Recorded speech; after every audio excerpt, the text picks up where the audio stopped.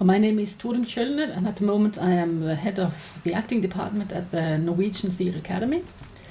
I was trained as an actor and pedagogue or educator, speech and drama teacher in Glasgow in the 70s, where I actually met TIE for the first time. Coming back to Norway, I taught for 10 years at the Teacher Training College, at a postgraduate one-year course, where we experimented a lot with different ways of using theatre in learning situations.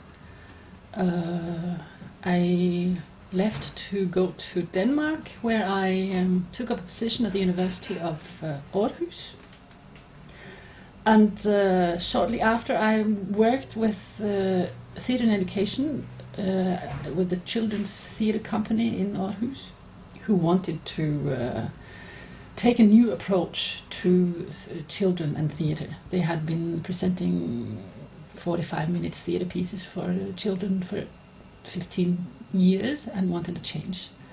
So with them I made a huge research and a program of 6 hours based on a story about 6 children who died in a fire accident outside Aarhus 100 years ago. This involved a lot of teachers and a lot of teaching of teachers and quite an extensive rehearsal period with the actors. What, in short, would you say theatre in education is? Theatre in education is, for me, theatre used for educational purposes. And by educational purposes, I see a wide variety.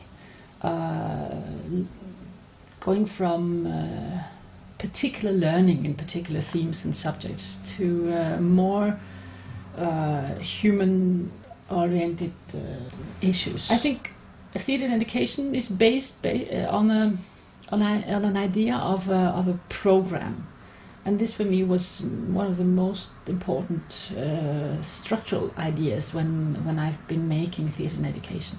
That it's something that has theatre in it, but it's not all theatre. It is a lot of preparation, and it includes some kind of interaction with the audience and some kind of presenting of themes. It could be through a theatre piece or through reading or monologues or anything. But it's a program that uses all kinds of skills from the theatre, including music and moving the atmospheres, moving the feelings of the audience, etc. Where could theatre be used in education? Well, I think if you look, for instance, to the Norwegian school plan, it could be used in any subject, more or less, in the education of religion, in geography, in Norwegian, in language learning. It can be used for history, for anything really. I do think, though, that it's very important that it also is a subject of its own, that it has its own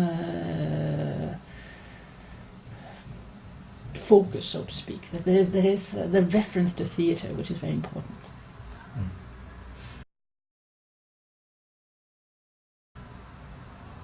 Could you see it be used in health education as well? Of course.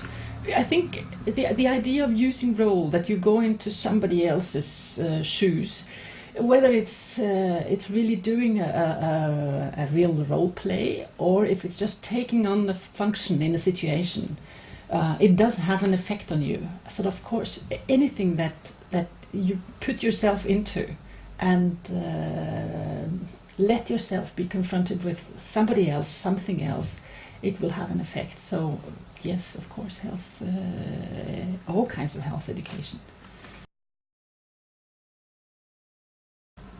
So would you say that is a kind of a theatre maker? Yeah. You need to be a theatre maker to be... Yes, you need to be a theatre maker, because it's not enough just to be a director, I think. Or it could be, but it's important to also have the experience of role play for the people. I think for a start to acknowledge, to understand what a good role play can do with you. How you have to experience how you are moved in a way from one position, one way of seeing things into another position, at least once or twice or maybe 3 times, and then you you understand the power of this simile action in a way, because it's, of course, the idea is that you are rehearsing life, as Boal would say, that you have the possibility to set up some kind of safety guard and then try out something that you couldn't possibly try out in life. And I think so the more important thing is to make sure that there are some strong experiences with being in role, being in the function, being in conflict, being in situations, and then you need a basic understanding of building situations. So this is a theatre maker for me. So of course you need a lot of training in improvisation. Speaking again of improvisation and playwriting, because traditional playwright, we have the image of the writer who goes suddenly in a room and writes the play for himself. But another method could be devising a play, using working with actors, directors who collaborate on creating the play from nothing, so to say. Sure. Well, this is what I mean in a way, that you have to define a conflict. You have to have a concept of what kind of learning do you want to focus on.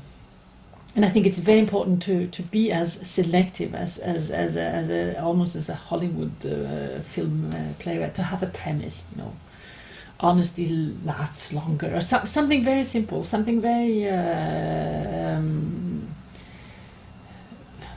very guiding, and you have to dare to be very clear, I think.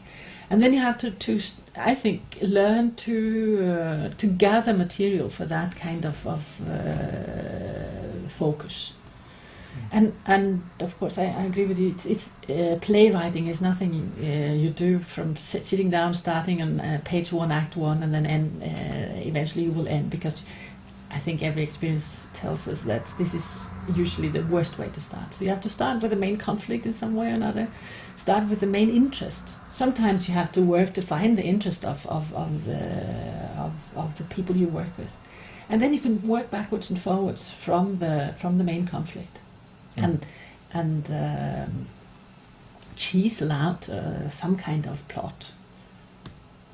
And of course, yes, it's much better to do it. It's a lot of learning process in doing that as well, of course. You don't have to put anybody aside to but you have to be a clear thinker to lead those processes, I think. What qualities from the European Western theatre could you see be used in an African context, for instance? Well, certainly to try to get away from the gadget theatre, from the theatre that has enormous equipment, technological, big stages, everything that's big. I don't think theatre is at its best when it's big. I think theatre is at its strongest when it's small. And I think if you have few resources, I would spend them on human resource, on building of strong people who can devise and organize meetings in small groups, in circles, in face-to-face theatre. This is the strength of theatre. And of course, the better the skills in these fields, I think also the better the fantasy or what you can use from the culture that you arrive at. That you can take some of the qualities from each society and theatricalize what is already there. I certainly don't think that it's necessary to have a house, a special house for a theatre, or a special kind of lighting, or a special kind of sound system, or anything like that. But you have to have people. The better the acting, the better the learning.